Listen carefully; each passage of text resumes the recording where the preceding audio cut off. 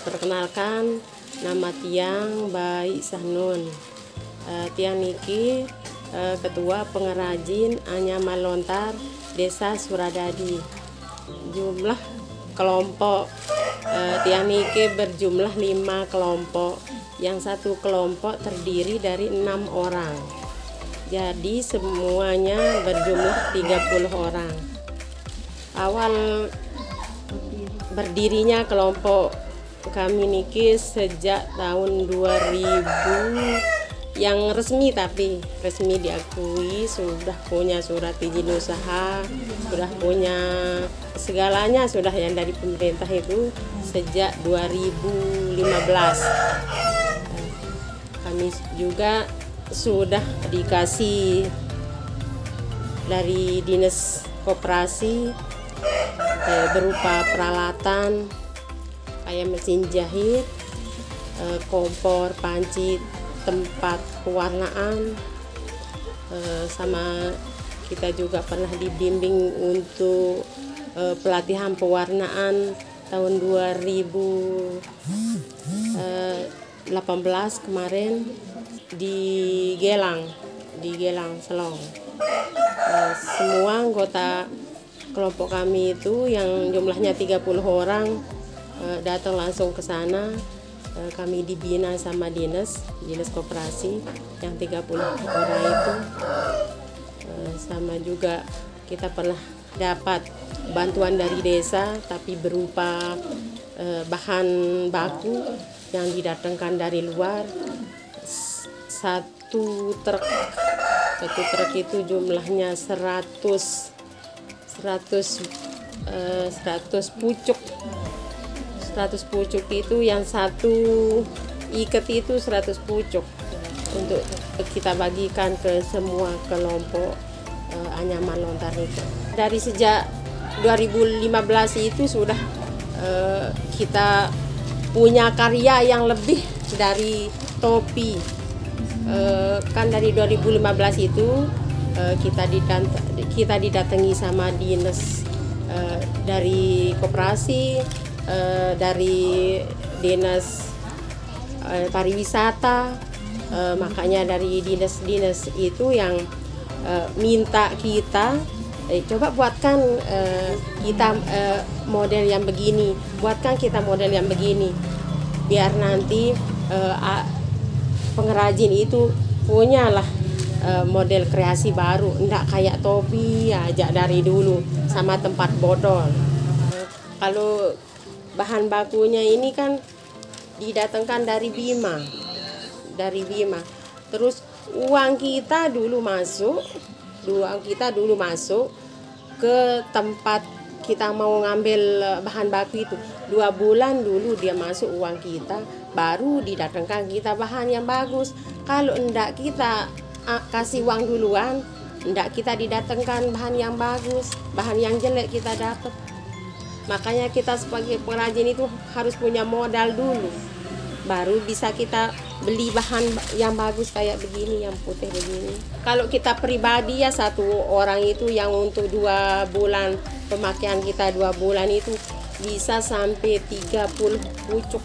31 pucuk itu harganya 10.000 satu pucuk per orang. Nah, kalau kita kalikan lagi sama yang kita punya kelompok 30 itu sudah berapa? Itu sudah uang kita masuk dulu ke tempat orang yang mau bawain kita bahan baku. Kalau paling banyak pesanan ya niki kayak tempat botol madu nih.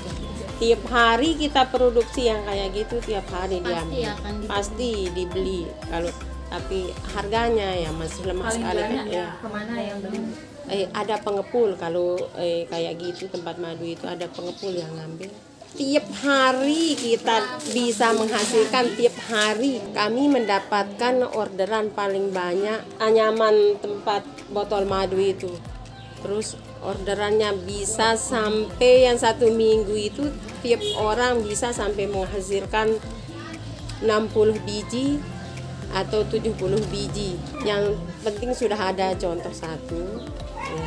Terus nanti kalau ada pesanan kita buatkan, sama topi juga yang tetap dicari. Kalau kita buat kayak pesanan-pesanan begini, kita buat dulu satu contoh. Nanti kalau kita sudah buat satu contoh, berapa bahan yang habis dalam satu contoh itu kita buat. Nah, kalau udah kita tahu berapa bahan bakunya habis, nah dari situ sudah kita tentukan harganya. Harga semua jenis hasil kerajinan lontar kami niki bisa kita targetkan harganya dari berapa bahan baku yang habis di dalam satu tempat pesanan itu. Contoh nanti kalau kayak tempat madu niki bisa sampai berapa ya? Yang satu minggu itu kan bisa kita hasilkan sampai 70 biji per minggu. Kalau yang ini sampai 15.000 satu. Ini tempat bumbu 10.000. Kalau yang topi, kalau yang polos begini 20.000. Kalau yang ini ada warnanya 35.000. Kan tempat beda harga dari bahan pewarnaannya ini kan yang lain ya, makanya dia beda harganya. Kan kalau ini ya anyaman lontar ini ya dari dulu kan, memang dari nenek moyang kita yang dulu, tapi yang dari dulu ini aja topi aja kan dari dulu. Tapi sekarang generasi kami ini kan semakin maju, terus orang juga yang ada pesanannya begini, makanya dari pesanan orang-orang di luar itu kami buat yang model baru. Ada yang orang yang pesan tuliskan nama saya di sini, makanya kita buat polos dulu kayak topi atau kayak tas itu. Nanti orang yang mesen kan yang tuliskan misalnya NTB atau Lombok atau namanya orang gitu. Kalau masa pandemi ini sepi sekali. Kan dulu kalau sebelum pandemi itu, kalau topi pas orang 17 Agustus itu kan orang gerak jalan indah itu dia pesen topi. Tapi kan sekarang tidak ada acara yang begitu-gitu, tidak ada pernah orang pesen. Biasanya ada story itu sering berkunjung ke Suradadi. Sekarang tidak pernah ada. Mudah-mudahan dengan adanya kerjasama pengrajin sama NTB Mall ini, kan NTB Mall ini sebagai ajang promosi ajaman lontar nika. Mudah-mudahan pas kita masukkan barang ke sana, terus pesanannya tetap ada untuk pengrajin. Dengan adanya NTB Mall ini yang mau bekerja sama kami selaku pengrajin KM Lombok Timur, biar tetap semua usahanya lancar, tetap semangat.